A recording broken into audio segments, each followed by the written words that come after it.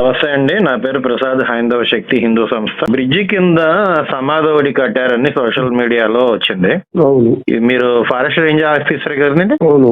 అది మీ పరిధిలోనే ఉంది? 1964 లో ఇరిగేషన్ కి ఇచ్చేసామండి ఆ ల్యాండ్. వాళ్ళ కనీసం కాంటాక్ట్స్ కూడా మీ దగ్గర లేకపోవటం ఏంటి? ఏం చేయాలా? ఈ ఈ ఈ విధవ నెంబర్ ఒకటి, గవర్నమెంట్ నెంబర్ ఒకటి పడి చచ్చింది. మా ఇండియా అంతా పోతా ఉంది ఈ నెంబర్. చంద్రశేఖర్ హైకోర్టు అడ్వకేట్ అండి. హైందవ శక్తి అనేటువంటి సంస్థ నుంచి. అయ్యా మేము బిజీగా ఉన్నాం సార్. మేము ఎన్నికలు పక్క సైడ్ పట్టాలని అది బ్రిడ్జి, అది కాదు ఇరిగేషన్ ఉంది. అది ఎవరిలో ఉన్నది? లింగాల గట్టు దగ్గర ఎంక్రోచ్మెంట్ చేసి దర్గాలాగా కట్టారు కదా సార్, దాని విషయంలో సార్.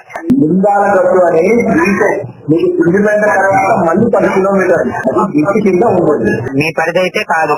పరిధి అంటే శ్రీశైలం మండలమే కానీ బట్ శ్రీశైలం విలేజ్ కాదు. శ్రీశైలం విలేజ్ అంటే శ్రీశైలం పెట్టుకోవచ్చు రాదు. ఎందుకంటే గ్రామ పంచాయతీ ఏం వేస్తారంటే నాకు సంబంధించలేదు కాబట్టి మీరు ఇరిగేషన్ డిపార్ట్మెంట్ వాళ్ళని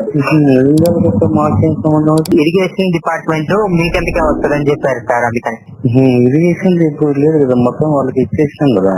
మళ్ళీ ఎక్కడ లింగాల గట్ట దగ్గర డ్యామ్ కింద అంటే ఆ యూరి అంటే మాకు రాదు, ఓన్లీ సీఎంపీ దగ్గర మాకు. ఇది మీ ఏరియా కాదంటారు.